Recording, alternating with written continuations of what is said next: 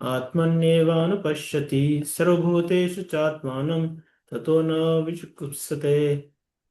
अनुवाद: जो प्रत्येक वस्तु को परमेश्वर के संदर्भ में देखता है, जो समस्त जीवों को उनके अंश रूप में देखता है, तथा जो परमेश्वर को प्रत्येक वस्तु के भीतर देखता है, वह कभी भी किसी वस्तु या जीव से घृणा नहीं करेगा, नहीं कर सकता। पढ़िए तात्पर्य। यह हरे कृष्णा तात्पर्य हरे। प्रभु जी। यह महाभागवत अर्थात ऐसे महापुरुष का वितरण है जो हर वस्तु को पूर्ण पुरुषोत्तम भगवान के संदर्भ में देखता है। परमेश्वर की उपस्थिति की अनुभूति की तीन अवस्थाएं हैं। कनिष्ठ अधिकारी अनुभूति की निम्नतम अवस्था में होता है। वह अपनी धार्मिक आस्था के अनुसार किसी पूजा स्थल तथा मंदिर, गिरजाघर या मस्जिद में जाता है और वहां पर शास्त्रों के आदेशानुसार पूजा करता है। ऐसी अवस्था के भक्त भगवान को पूजा स्थल पर ही उपस्थित मानते हैं, अनंत अत्यंत कहीं नहीं। वे न तो यह निश्चित कर पाते हैं कि भक्ति में कौन किस स्थिति पर है, न ही वे यह बता सकते हैं कि किसे भगवान का साक्षात्कार हो चुका है। ऐसे भक्त साधारण नियमों का पालन करते हैं और कभी कभी परस्पर लड़ झगड़ भी पड़ते हैं कि अमुक प्रकार की भक्ति दूसरे से श्रेष्ठ है। वास्तव में ये कनिष्ठ अधिकारी भौतिकतावादी भक्त होते हैं जो आध्यात्मिक स्तर तक पहुंचने के लिए भौतिक सीमा को लांघने मात का प्रयत्न कर रहे हैं। जिन्हें की अवस्था प्राप्त हो चुकी है वे मध्यम अधिकारी कहलाते हैं। वे भक्त चार श्रेणियों के व्यक्तिगत के बीच अंतर को मानने वाले होते हैं। परमेश्वर पहला, दूसरा भगवत भक्त, तीसरा वे जन जिसे भगवान का कोई ज्ञान नहीं है, और चौथा नास्तिक जो भगवान पर श्रद्धा नहीं रखते और भक्ति करने वालों से घृणा करते हैं। मध्यम अधिकारी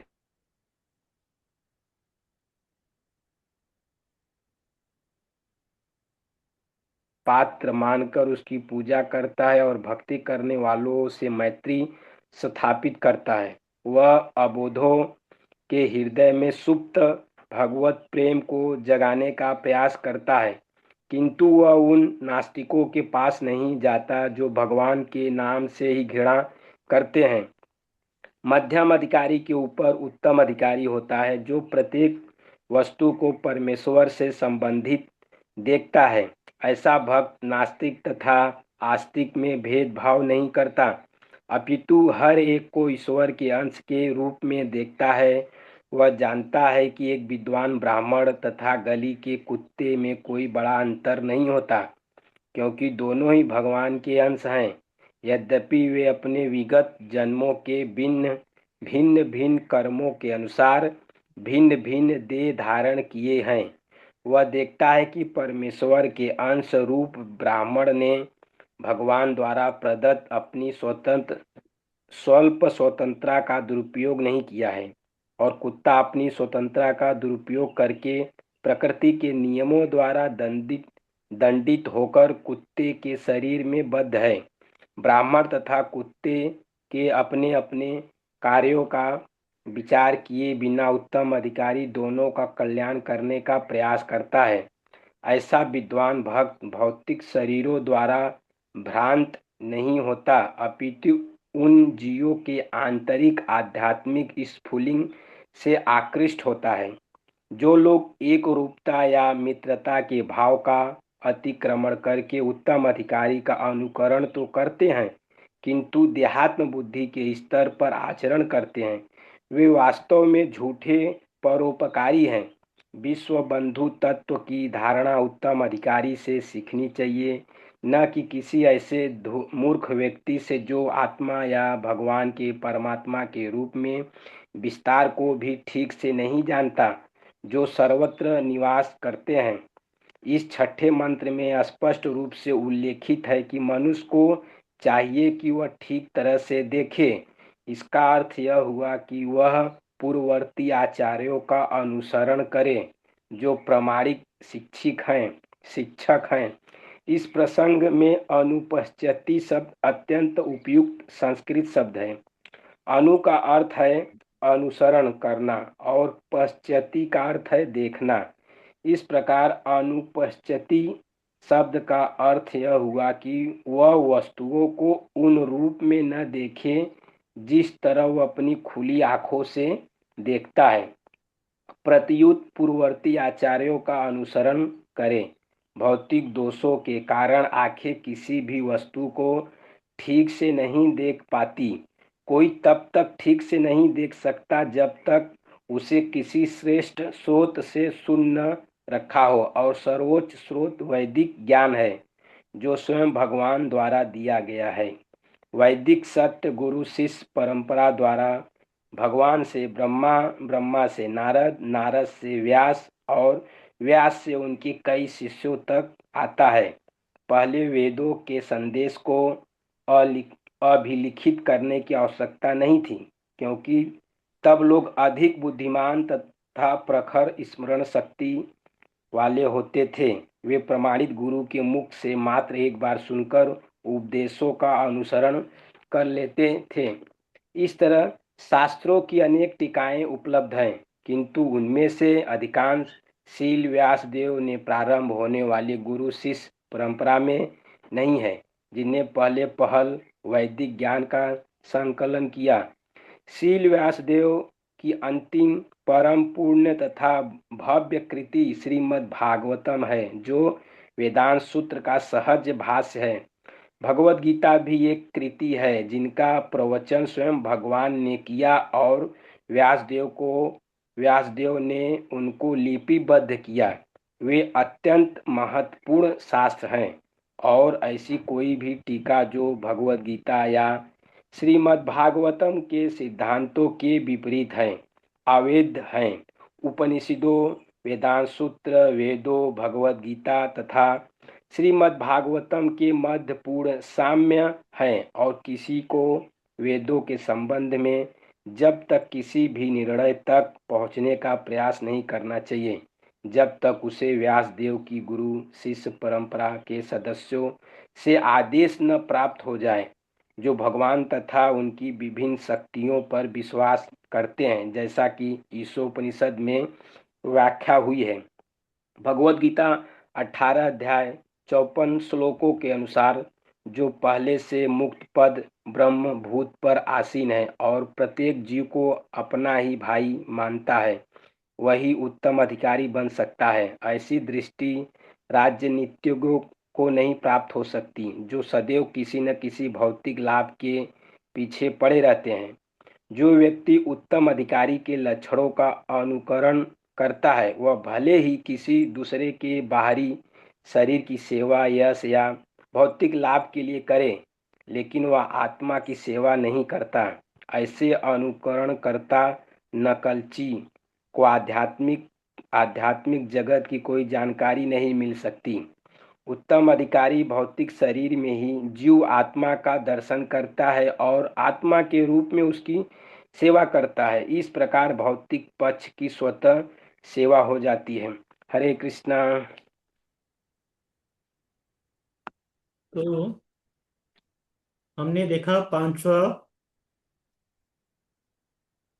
और चौथा श्लोक। जो चौथा और पांचवा मंत्र था, उसमें हमने भगवान के बारे में देखा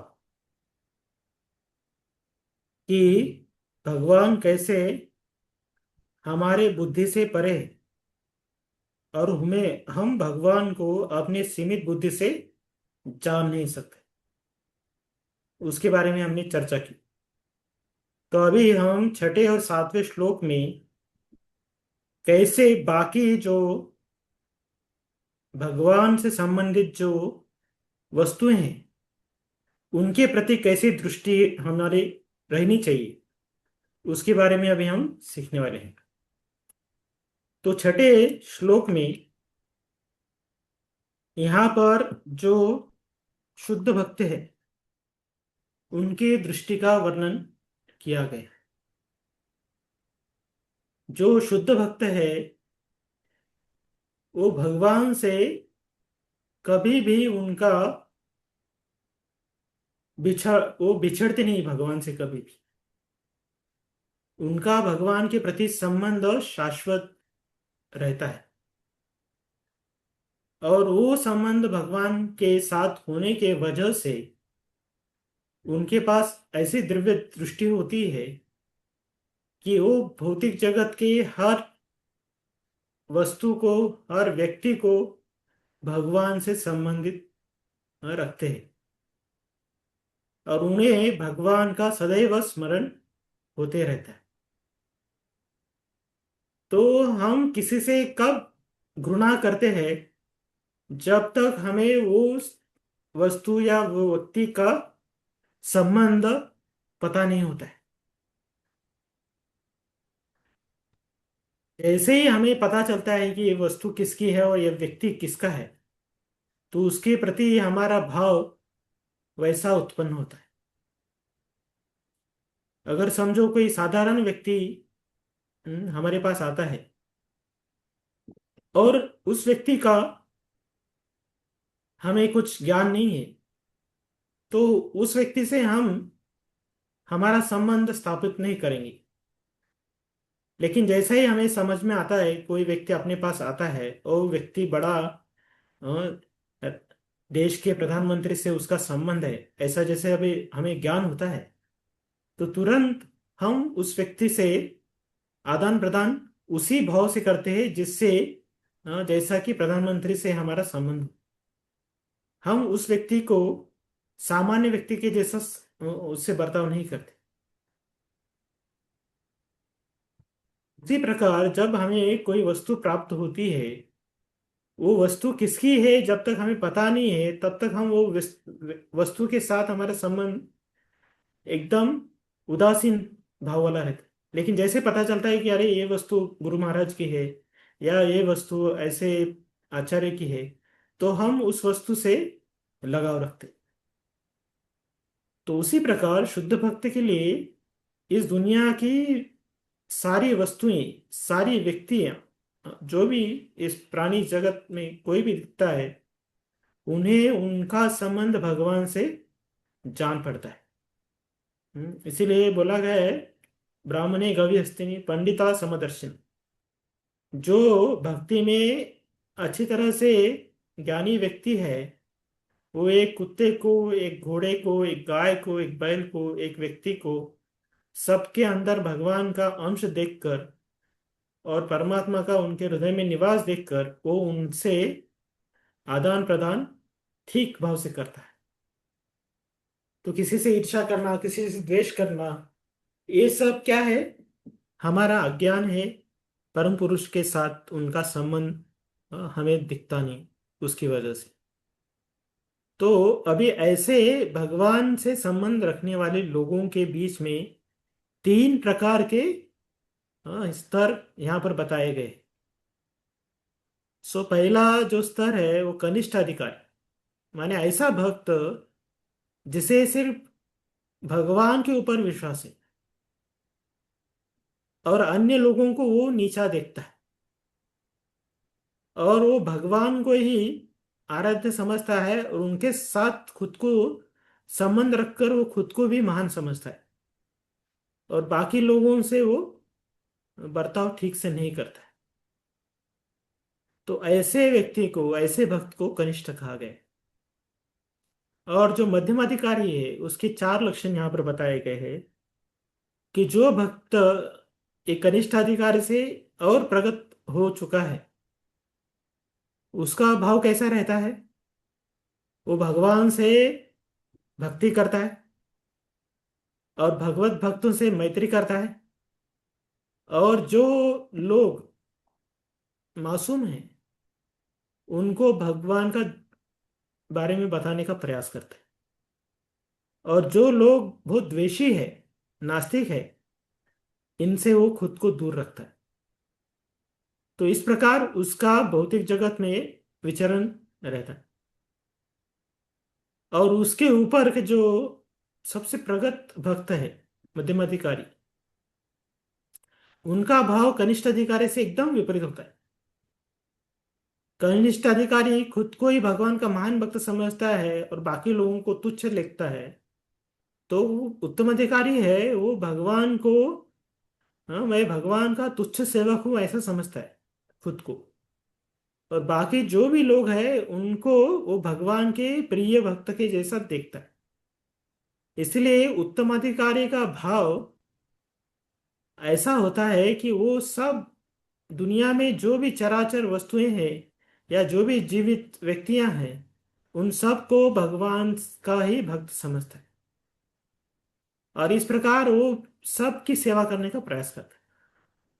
उसे ब्राह्मण कुत्ता कोई भी हो, उनके प्रति द्वेष भावना नहीं रहती। वो सबको समान भाव से देखता है। तो ऐसा जो भाव है व्यक्ति का, हम्म, वो भक्ति में बहुत ही प्रगत किया हुआ जो भक्त है उसके लक्षण इस प्रकार के हैं। तो चैतन्य चरितामृत में इसका यहाँ पर उल्लेख किया गया है कि किस प्रकार के अधिकारी, उनका, हाँ, उनका भेद किस गुण से होता है।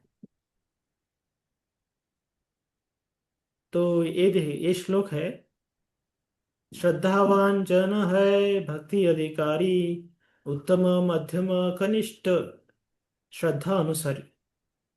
तो उनका जो हम स्तर बना रहे हैं कि कौन महान भक्त है, कौन मध्यम अधिकारी है, कौन अ, कनिष्ठ अधिकारी है, ये उनका श्रद्धा के अनुसार उनका विभाजन किया गया है।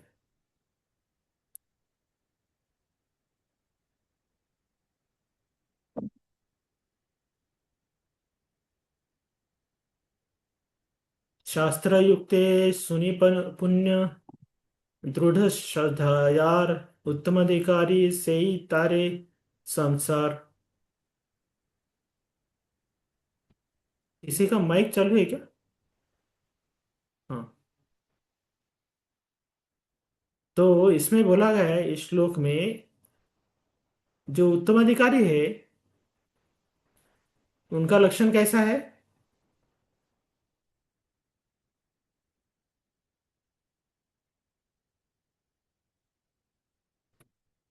वो शास्त्र में निपुण रहते और उनकी श्रद्धा दृढ़ रहती। तो ऐसे भक्तों को उत्तम अधिकारी बोला गया। तो उत्तम अधिकारी इतने प्रगत रहते हैं शास्त्र में, और उनका श्रद्धा एकदम मजबूत रहता है।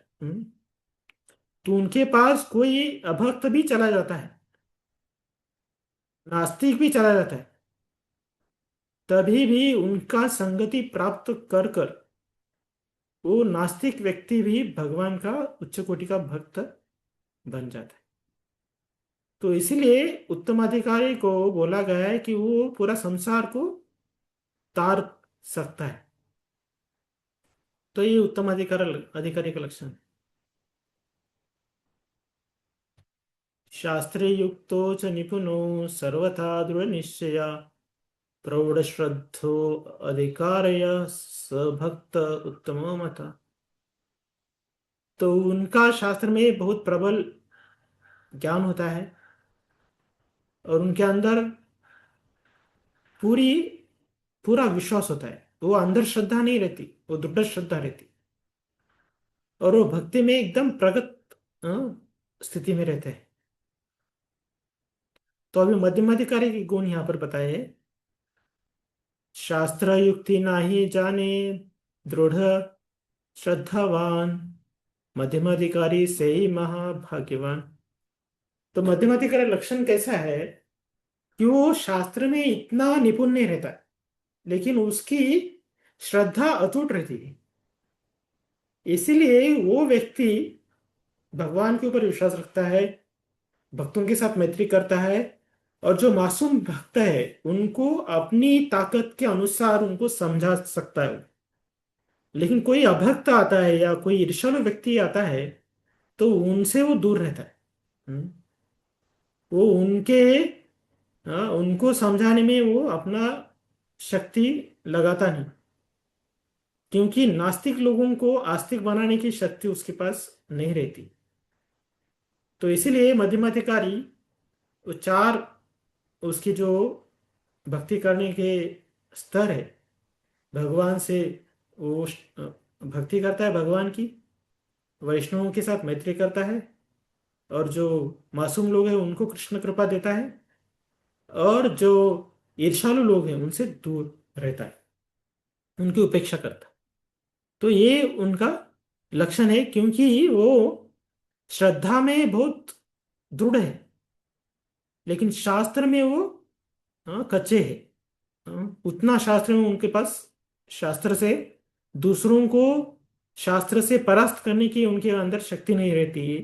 लेकिन दूसरों ने उसको कुछ शास्त्र के बारे में बताकर उसको गुमराह नहीं कर सकते, क्योंकि उनकी श्रद्धा शास्त्र के ऊपर अटूट रहती है।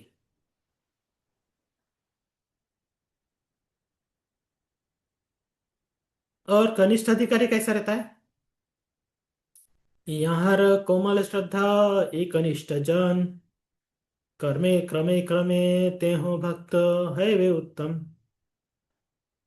तो कनिष्ठ अधिकारी का शास्त्र में कोमल श्रद्धा रहती है। हम्म, वो शास्त्र में निपुण नहीं रहता है, और उसकी श्रद्धा भी कोमल रहती है। जैसे कोई नया नया भक्त रहता है, वो बहुत भक्ति में प्रगत हूं ऐसा उसे लगता है। वो कभी कभी भगवान को देख कर रोता है, कभी कभी उसके शरीर के ऊपर रोमांच आ जाते हैं, कभी कभी वो इतना प्रगत भक्त के लक्षण दिखाता है। लेकिन वो क्या है, थोड़ी देर के लिए रहता है। वो भक्तों की संगति में आएगा तो महान भक्त के लक्षण दिखाएगा, और वैसा ही अगर वो किसी अभक्त के संगति में जाएगा तो वहां पर फिर से भौतिक लक्षण वो दिखाएगा। हम्म। तो ऐसे एक कोमल श्रद्धा वाले भक्त को कनिष्ठ अधिकारी बोला गया। उसे पता नहीं है कि सब जीव भगवान से संबंध रखते हैं, मुझे सबका आदर सम्मान करना चाहिए। वो सिर्फ भगवान को प्रणाम करता है, भक्तों को प्रणाम नहीं करता है। तो ऐसा वो जो वर्ताव उसका है, वो कनिष्ठ अधिकारी होने के वजह से है। तो इसका वर्णन करने के बाद ये तीन प्रकार के हम्म, भक्तों का श्रेणियां यहाँ पर बताई गई है। तो जो महान भक्त है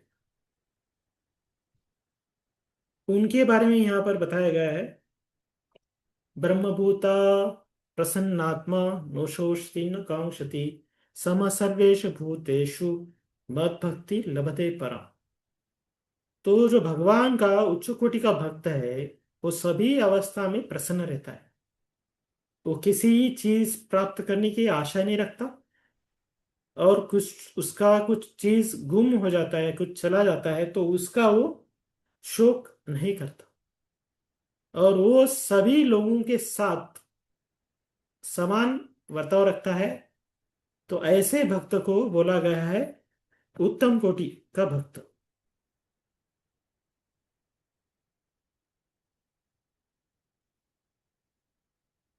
और ये जो भक्त है वो अनुपश्यति, हम्म, जो प्रभुपाद जी तात्पर्य लिख रहे हैं, ये जो भक्त है वो पूर्ववत जो आचार्य है उनके चरण चिन्हों पर भक्ति का भक्ति वो करता है।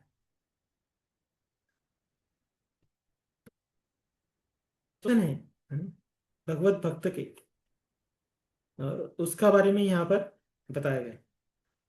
और साथ ही साथ श्रुतियों में भी बताया गया है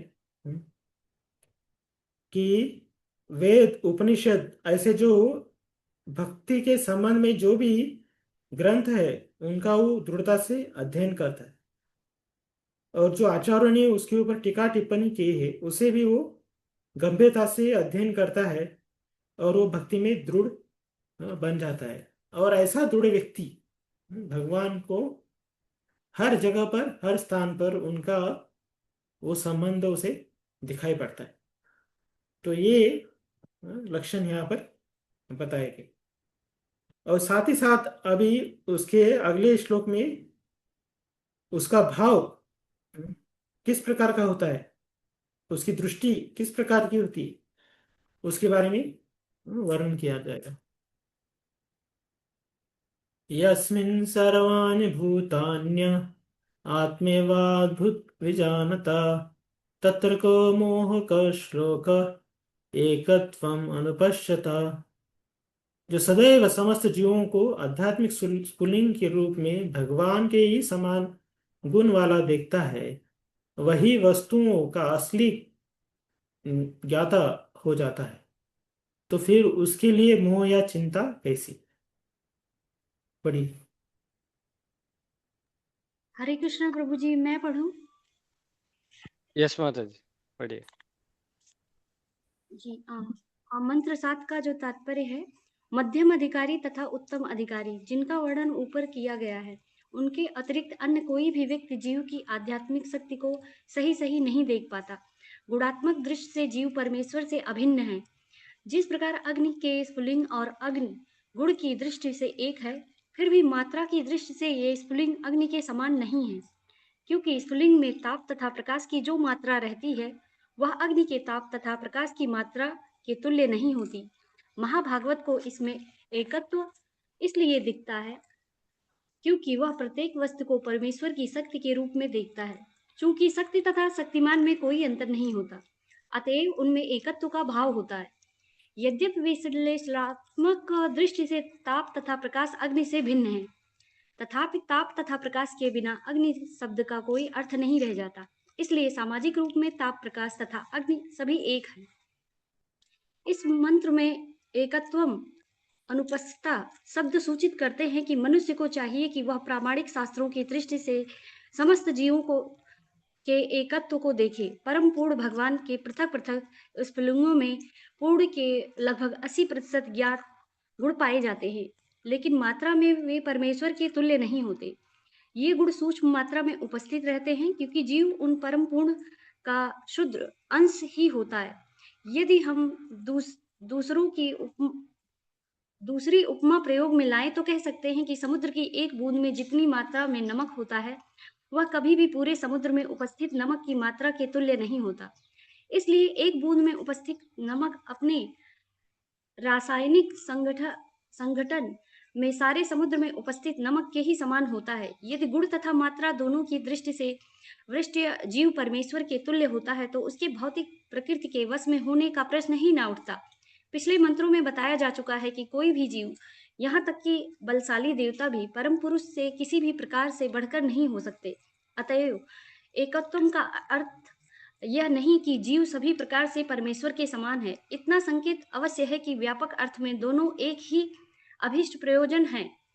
जिस प्रकार एक परिवार के सभी सदस्यों का एक ही स्वार्थ रहता है, या कि राष्ट्र में राष्ट्रीय स्वार्थ एक ही होता है, भले ही नागरिक कितने विभिन्न व्यक्ति क्यों ना हो, चूंकि सारे जीव एक ही परम परिवार के अंश हैं।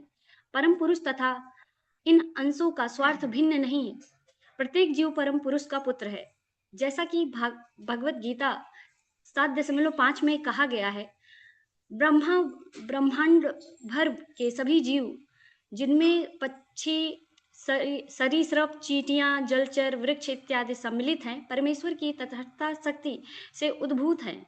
अतएव ये सभी परम पुरुष के परिवार से संबंधित है। इनमें स्वार्थों का टकराव नहीं है। आध्यात्मिक जीव भोग के निमित्त है, जैसा कि वेदांत सूत्र 1.1.12 में वर्णित है। आनंदमयो अभ्यासात प्रकृति एवं संरचना दोनों की दृष्टि से प्रत्येक जीव, जिसमें परमेश्वर तथा उनका प्रत्येक अंश सम्मिलित है, शाश्वत आनंद के लिए है। जीव जो कि शरीर के बंधन से जकड़े हुए हैं, निरंतर आनंद की तलाश में रहते हैं, लेकिन वे उसकी खोज गलत स्तर पर करते हैं। इस भौतिक स्तर के अतिरिक्त एक आध्यात्मिक स्तर भी होता है, जहाँ परम पुरुष अपने असंख्य पार्षदों सहित आनंद भोगते हैं। वहां पर भौतिक गुणों का लेस मात्र भी नहीं रहता। अतएव यह स्तर निर्गुण कहलाता है। निर्गुण स्तर पर भोग की वस्तु को लेकर कोई झगड़ा नहीं होता, लेकिन इस भौतिक जगत में विभिन्न जीवों के बीच निरंतर टकराव होता रहता है। क्योंकि यहाँ पर भोग का उपयुक्त केंद्र उपेक्षित है। भोग के असली केंद्र तो परमेश्वर हैं, जो भव्य तथा आध्यात्मिक रास नृत्य के केंद्र हैं। हम सब उनके साथ रहने तथा दिव्य रुचि तथा विरोध रहित जीवन बिताने के लिए हैं। आध्यात्मिक रुचि का यह उच्चतम स्तर है, और ज्यों ही कोई एकत्व के इस पूर्ण रूप को पा लेता है, त्यों मोह या शोक का कोई प्रश्न ही नहीं रह जाता। ईश्वर ईश्वर विहीन सभ्यता का उदय माया को से होता है, और ऐसी सभ्यता का परिणाम परिताप या शोक होता है। आधुनिक राजनीतिज्ञों ने जिस प्रकार की ईश्वर विहीन सभ्यता का प्रतिपादन किया है, वह सदा चिंताओं से ओतप्रोत रहती है, क्योंकि यह किसी भी समय ध्वस्त की जा सकती है। यही प्रकृति का नियम है। जैसा भगवत गीता 7.14 में कहा गया है कि जिन लोगों ने भगवान के चरण कमलों में आत्मसमर्पण कर रखा है, उनकी सिवाय कोई भी प्रकृति के कड़े नियमों को नहीं लांघ सकता। इसलिए यदि हम सभी प्रकार के मोह तथा चिंता से मुक्त होना चाहते हैं और अपने विभिन्न स्वार्थों में एकत्व लाना चाहते हैं, तो हमें अपने सारे कार्यकलापों के मध्य ईश्वर को लाना होगा। हमारे कार्यकलापों के फलों का उपयोग केवल भगवान के हित में होना चाहिए। हम किसी प्रयोजन के लिए नहीं, केवल भगवान का हित ध्यान में रखकर ही हम यहाँ पर वर्णित आत्मभूत शब्द तथा भगवत गीता 18.54 में वर्णित ब्रह्मभूत शब्द को समझ सकते हैं, जिसका अभिप्राय एक ही है। परम आत्मा तो स्वयं भगवान है और सूक्ष्म आत्मा जीव है। परमात्मा अकेले ही सारे वृष्टि जीव सूक्ष्म जीवों का पालन करते हैं, क्योंकि परमात्मा उनके स्नेह से आनंद प्राप्त करना चाहते हैं। पिता पुत्रों के माध्यम से अपना विस्तार करता है और आनंद प्राप्त करने के लिए उनका पालन करता है। यदि पुत्र पिता की इच्छा के प्रति आज्ञाकारी होते हैं, तो परिवार के सारे कार्य सुरुचिपूर्ण तथा सुखमय वातावरण में सुचारू रूप से चलते रहते हैं। ठीक यही स्थिति पर ब्रह्म के परिवार में दिव्य रूप से नियोजित रहती है। पर ब्रह्म जीवात्मा के समान एक व्यक्ति है। ना तो भगवान निराकार है और ना ही जीव निराकार है। ऐसे दिव्य व्यक्तित्व दिव्य आनंद, ज्ञान तथा शाश्वत जीवन से परिपूर्ण रहते हैं। आध्यात्मिक जीवन की यही असली स्थिति है, और ज्यों ही मनुष्य को इस आध्यात्मिक पद का बोध हो जाता है, त्यों ही वह परम पुरुष श्री कृष्ण के चरण कमलों में समर्पित हो जाता है। किंतु ऐसे महात्मा का दर्शन विरले ही होता है, क्योंकि ऐसी दिव्य अनुभूति अनेकानेक जन्मों के बाद ही प्राप्त होती है। किंतु एक बार प्राप्त हो जाने पर किसी तरह का मोह या शोक या भौतिक अस्तित्व के दुख, जन्म तथा मृत्यु नहीं रह जाते, जो हमारे वर्तमान जीवन में अनुभव किए जाते हैं। श्री ईशोपनिषद के इस मंत्र में हमें यही जानकारी प्राप्त होती है। हरे कृष्णा।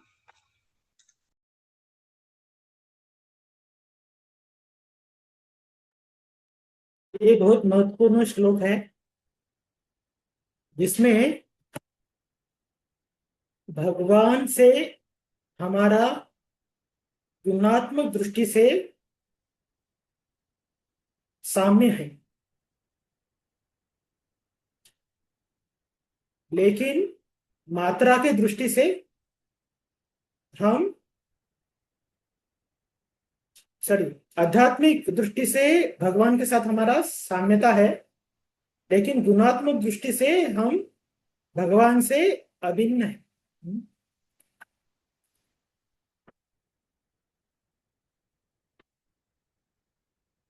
तो समझो, अगर हम एक सोना का पर्वत है और एक सोने का छोटा सा अंगूठी है, तो सोने का पर्वत भी सोने से बना हुआ है और सोने की अंगूठी से वो भी सोने की बनी हुई, तो गुण तो समान है, लेकिन सोने की अंगूठी सिर्फ उंगली में डालने के काम आए सकते, लेकिन सोने के पर्वत से ऐसे अनेक अंगूठियां बनाए जा सकते। इसीलिए भगवान और जीव दोनों ही सच्चिदानंद गुण से बने हैं, लेकिन जीव और भगवान, उसमें अंतर क्या है? जीव का स्रोत भगवान है, ना कि जीव भगवान का स्रोत है। तो हम सब जीव भगवान से आए हैं, हमारी वजह से भगवान उत्पन्न नहीं होते। गीता में भगवान ने बोला है ममे वांश जीवलोके। भगवान ने बोला है कि इस जगत में जितने भी जीव दिखते हैं वो मेरे अंश है। तो अंश बोल नहीं सकता कि मैं भगवान का स्रोत हूं, मेरे भगवान अंश है, ऐसा अंश बोल नहीं सकता। पिता पुत्र के उत्पन्न पिता पुत्र को उत्पन्न करता है, इसका मतलब पुत्र नहीं बोल सकता कि पिता मेरे पुत्र होंगे, नहीं। तो हम शाश्वत दृष्टि से आत्मक भगवान से हम हमारे गुण जो सच्चिदानंद विग्रह, ये गुण भगवान से अलग नहीं है, लेकिन हम अनु है, भगवान विभु है। ये फर्क हमें जानना चाहिए। ये फर्क जब जान लेंगे हम तो भक्ति हृदय में उत्पन्न होगी, भक्ति का हृदय में स्मरण होगा हमें। तो ये हम भूल चुके हैं क्योंकि हम भगवान से ईर्ष्या कर बैठे हैं, और ईर्ष्या करने से हम भगवान बनने का विचार करते हैं या भगवान से द्वेष करते हैं कि भगवान ही सब सुखों को आस्वादन कर रहे हैं, मुझे भी कुछ सुख आस्वादन करना है। तो जब हम भगवान की सेवा छोड़कर खुद की इंद्रिय भोग करने की इच्छा हमारे अंदर प्रकट होती है तो हमें इस भौतिक जगत में आना पड़ता है। तो भौतिक जगत में हर जीव का क्या भाव है?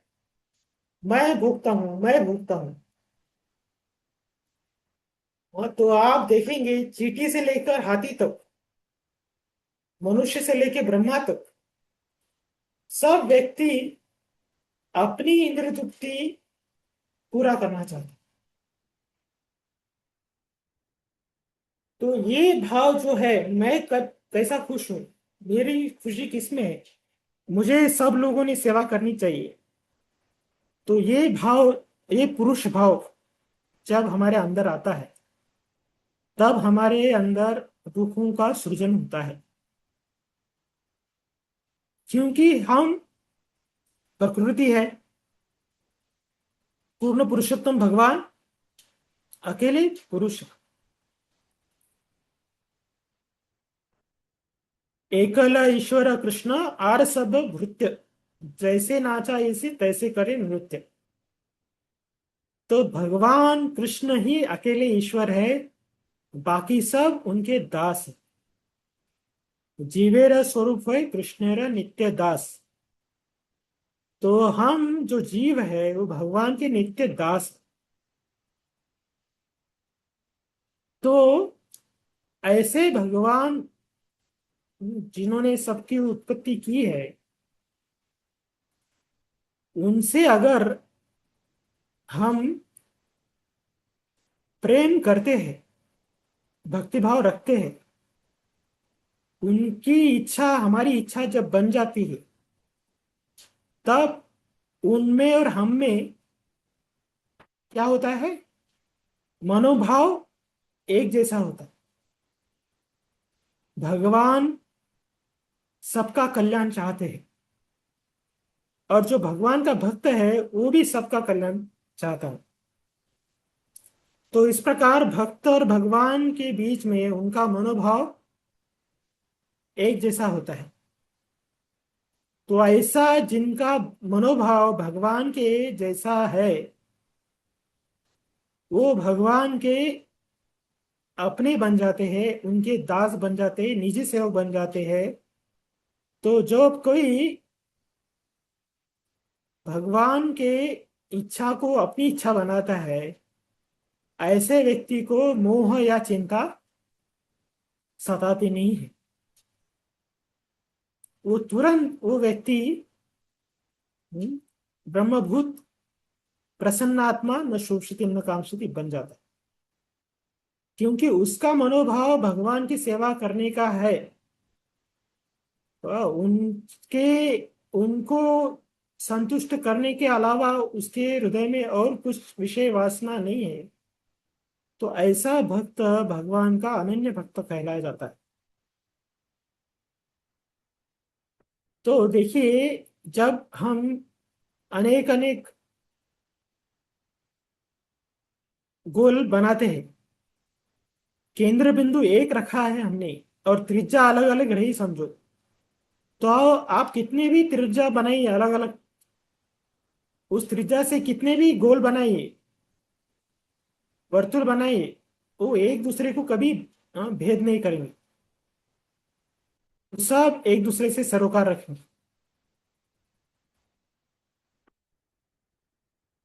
तब शुद्ध भक्त भगवान को अपने जीवन का केंद्र बिंदु बनाते हैं। तो ऐसे कितने भी शुद्ध भक्त इकट्ठा आ जाए,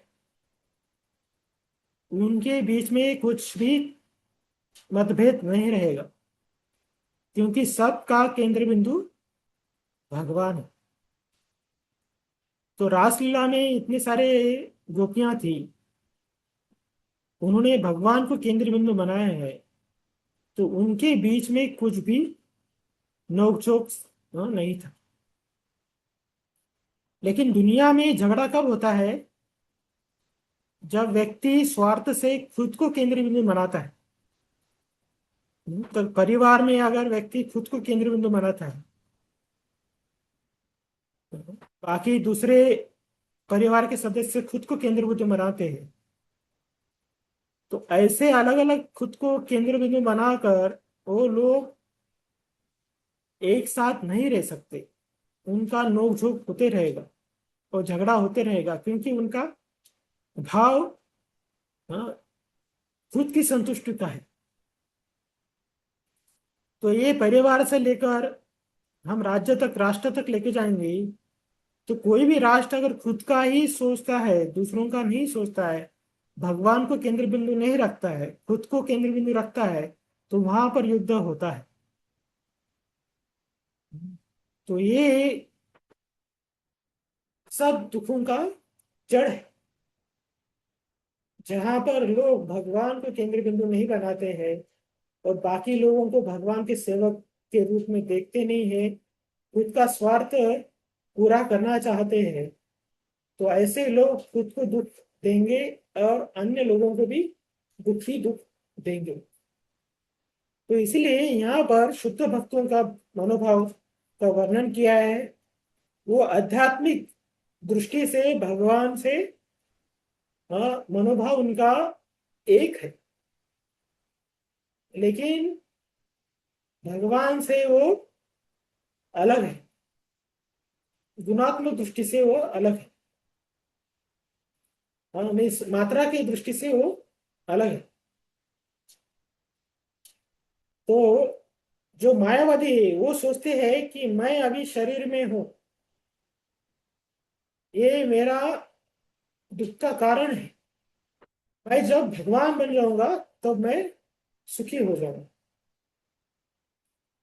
तो वो भगवान में एक रूप होने का विचार करते हैं। तो ये जो विचार है कि मैं भगवान हो जाऊंगा, मैं अभी माया में हूं, असली में मैं तो भगवान हूं, जब मेरी मुक्ति हो जाएगी मैं भगवान में मिल जाऊंगा, ऐसा जिसका भाव है उसे मायावादी बोला जाता है। और वो भाव शास्त्र के विरुद्ध है।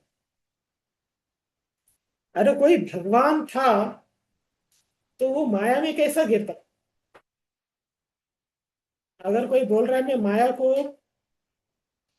लांग कर मैं आध्यात्मिक जीवन मैं प्रगत होकर भगवान बनूंगा, तो ये बद्ध जीव ऐसा भगवान नहीं बन सकता, क्योंकि वो भगवान है ही नहीं। अगर वो भगवान रहता तो बद्ध जीव नहीं होता। इसलिए जानना चाहिए कि हम जीव है, भगवान पूर्ण पुरुषोत्तम है, हम उनके स्फुल्लिंग है, हम पूर्ण पुरुषोत्तम भगवान नहीं है। हमारा कर्तव्य है भगवान की सेवा करना।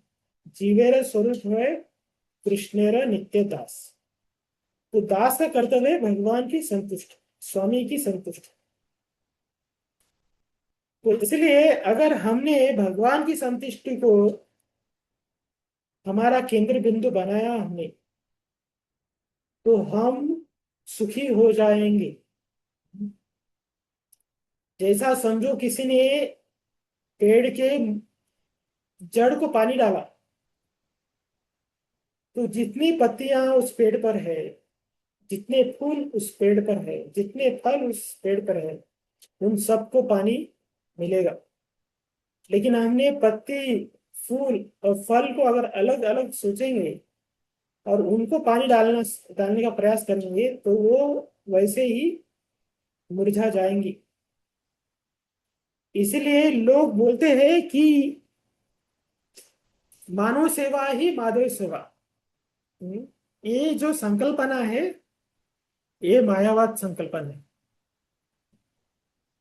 मानव की सेवा कर कर माधव की सेवा नहीं हो सकती, लेकिन माधव की सेवा करेंगे हम, तो पूरे जगत के प्राणियों की सबकी सेवा हो सकती। जैसा अगर किसी पेड़ को जड़ को पानी डालेंगे, तो सब टहनी, फूल, फल, पत्ते को सबको पानी मिलेगा। तो अगर माधव को हमने संतुष्ट किया, तो सब जीव चराचर में जितने लोग हैं वो संतुष्ट हो सकते हैं। लेकिन अगर हम जीवों को भगवान अलग समझा और उनको संतुष्ट करने का प्रयास करेंगे, तो वो जीव कभी संतुष्ट नहीं होंगे और हमारा प्रयत्न भी यशस्वी नहीं होगा। इसीलिए देखते हैं हम, कुछ कुछ लोग देश का भला करने के लिए पूरा जीवन खपा देते हैं, लेकिन उसी देश के लोग उनको गोली मारकर मरवा देते।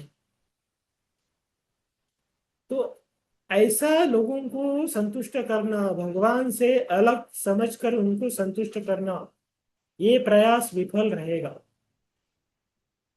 लेकिन अगर हम भगवान को संतुष्ट करते हैं और बाकी लोगों को भगवान से संबंधित समझकर उनकी सेवा करते हैं, तो वो सेवा भगवान को प्रसन्न कर सकती है। वैष्णव ऐसा समझकर अगर हम लोगों की सेवा करते, तो वो वैष्णव सेवा, वो महत सेवा से हमें भगवान कृष्ण का प्रेम प्राप्त हो सकता है। लेकिन अगर हमने मानव सेवा बोलकर माधव सेवा ऐसा घोषित किया, तो फिर उससे हमारा लाभ, आध्यात्मिक लाभ, हमें कुछ भी नहीं हो। और ऐसा व्यक्ति मोह और चिंता में सदैव के लिए पड़ा रहता है। इसलिए हमें भगवान की शरणागति स्वीकारनी चाहिए। दैवी एषा गुणमयी मम माया दुरत्यय माम एव प्रपद्यन्ते मायामेतां तनुम्। तो भगवान की बहिरंगा शक्ति इतनी उलझन करने वाली जटिल है कि उसमें हम सदा के लिए फंसे रहेंगे। जैसा कोई दलदल में है, वो जितना हाथ पैर हिलाएगा, वो उतना और तीव्रता से दलदल में फंसते जाएगा। तो ये माया जगत का जो दलदल है, उसमें हाथ पैर मारने का हमें प्रयास नहीं करना चाहिए। लेकिन हमें भगवान की शरणागति स्वीकार कर कर, भगवान का दासत्व स्वीकार कर, भगवान को अपना स्वामी समझकर उनकी अगर हम सेवा करते हैं, उनके भक्तों की अगर हम सेवा करते हैं, तो उससे हमें क्या होते हैं? मम माया दुरत्यय। जो माया जिसको हम लांग नहीं सकते, वो माया को हम छुटकारा पा सकते हैं माया से, जब हम भगवान का आश्रय स्वीकार करते हैं तब। तो ये भगवान के भक्तों का लक्षण है। वो भगवान की सेवा करते हैं, भगवान को अपना स्वामी समझते हैं और उनको वो प्रसन्न करना चाहते हैं। तो ऐसे जो लोग भगवान को प्रसन्न करने में लगाए लगे हुए हैं, उन्हें मोह या चिंता होती नहीं। लेकिन जो लोग भगवान की सेवा में नहीं लगे हैं, लेकिन बाकी सब की सेवा करने का प्रयास करते हैं, वो लोग सब दुख के ही दुख में ही अटक जाते हैं। तो भागवत में ये प्रसिद्ध श्लोक है।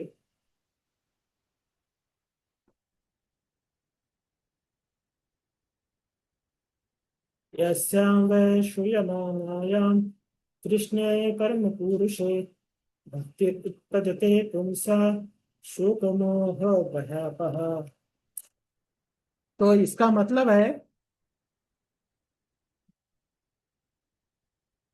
कि जो व्यक्ति भगवान की भक्ति में जुड़ा हुआ है,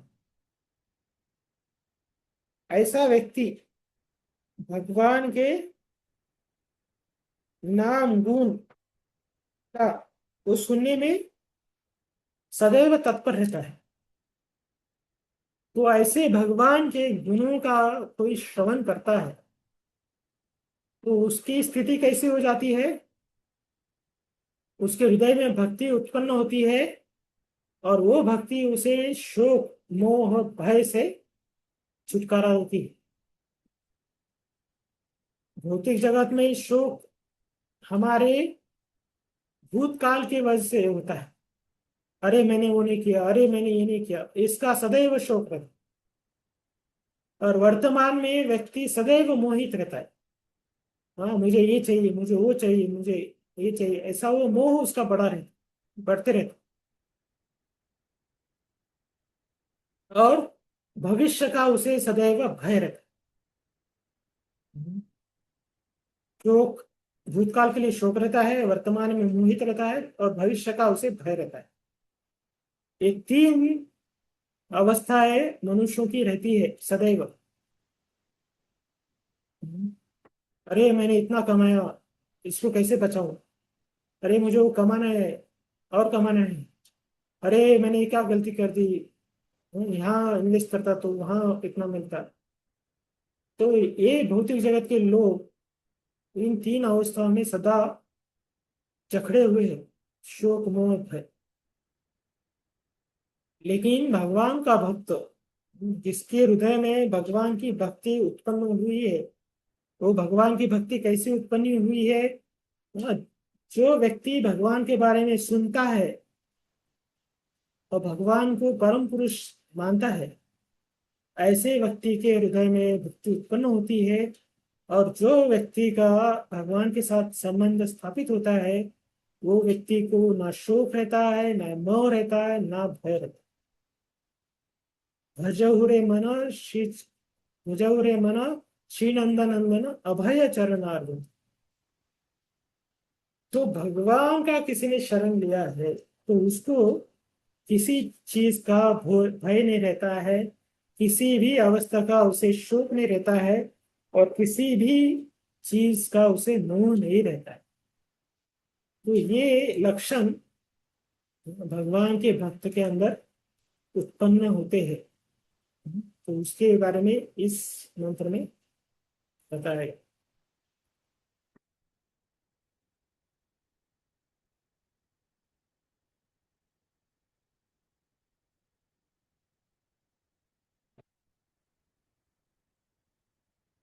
सप्रयाग कर्म कायम कायम वरणे अस्मान विरशुद्ध पपा अपापवित्थम कविर्मनीषी परिभू स्वयंभू याथा तथ्यतोऽर्थान् वदधाच्छाश्वति भक्त समाभ्य।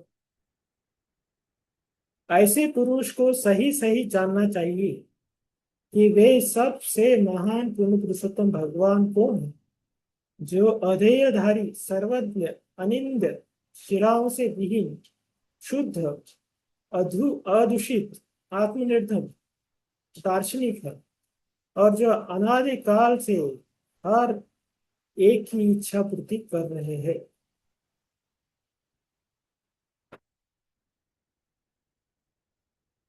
पढ़ी।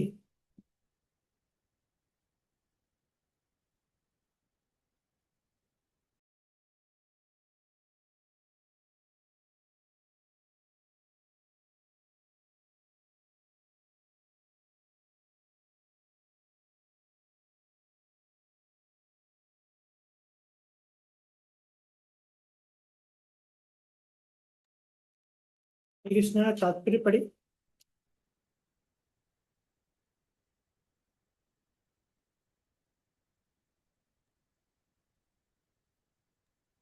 यह पूर्ण पुरुषोत्तम भगवान के दिव्य एवं शाश्वत स्वरूप का वर्णन है। हरे कृष्णा, दूसरे को भी चांस दीजिए, दूसरे भक्त भी पढ़ सकते।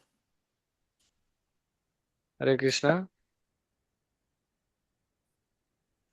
आप हैंड रेज कर सकते हैं जिसको पढ़ना है। हरे कृष्णा।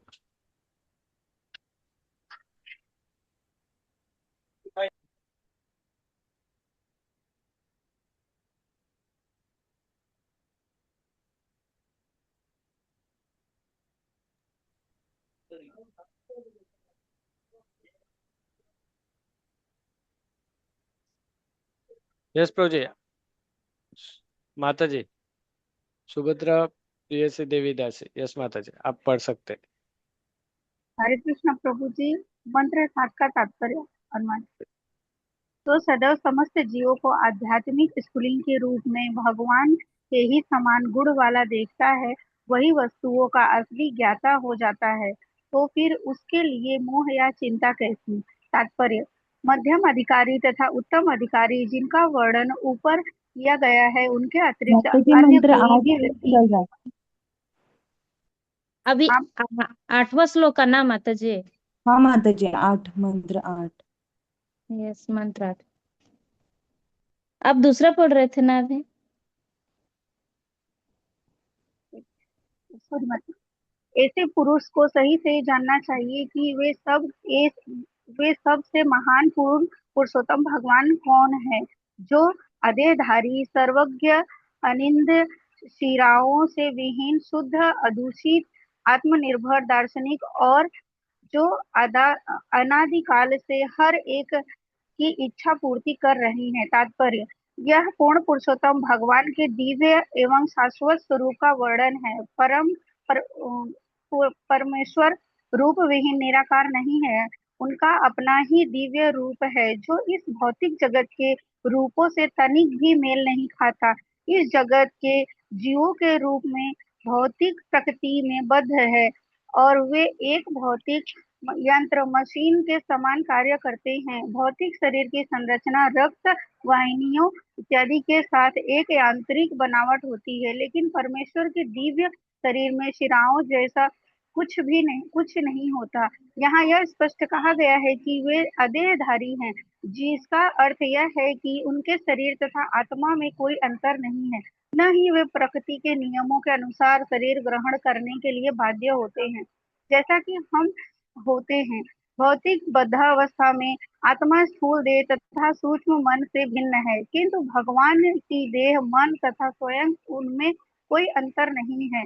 वे परम पूर्ण हैं और उनका मन, शरीर तथा स्वयं वे सभी एक ही हैं। ब्रह्म संहिता 5.1 में परमेश्वर का ऐसा ही वर्णन मिलता है। उसमें उन्हें सच्चिदानंद विग्रह कहा गया है, जिसका अर्थ यह है कि वे दिव्य अस्तित्व, ज्ञान तथा आनंद का पूर्ण प्रतिनिधित्व करने वाले शाश्वत स्वरूप हैं। अतः उन्हें पृथक शरीर अथवा मन की आवश्यकता नहीं होती, जैसे हमें भौतिक अस्तित्व में होती है।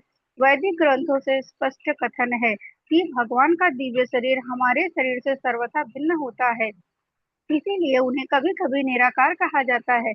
इसका अर्थ यह है कि उनका स्वरूप हमारे समान नहीं होता और वे ऐसे रूप से विहीन हैं जिसकी हम कल्पना कर सके। ब्रह्म संहिता 5.32 में आगे यह भी कहा गया है कि भगवान अपने शरीर के किसी भी अंग से दूसरी इंद्रियों का काम भी कर सकते हैं। इसका अर्थ यह हुआ कि वे अपने हाथों से चल सकते हैं, अपने पाँव से वस्तुएं पकड़ सकते हैं, अपने हाथों तथा पैरों से देख सकते हैं, अपनी आंखों से खा सकते हैं, इत्यादि इत्यादि। श्रुति मंत्रों में यह भी कहा गया है कि यद्यपि भगवान को हमारे जैसे हाथ पांव नहीं होते, किंतु उनके भिन्न प्रकार के हाथ एवं पैर होते हैं, जिनसे वे हमारे द्वारा अर्पित हर वस्तु ग्रहण कर सकते हैं और किसी की भी अपेक्षा अधिक दौड़ सकते हैं।